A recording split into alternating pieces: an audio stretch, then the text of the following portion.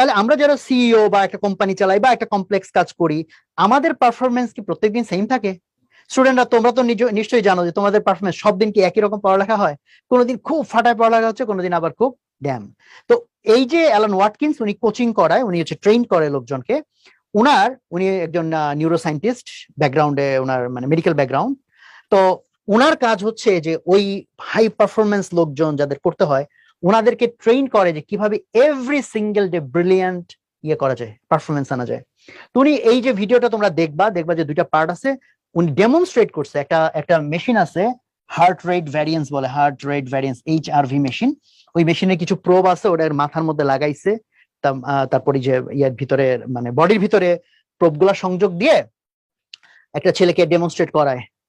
so উনি দেখাইছে simple breathing কিভাবে পুরো ব্রেনকে স্টেবিলাইজ করে ফেলে এবং ফোকাস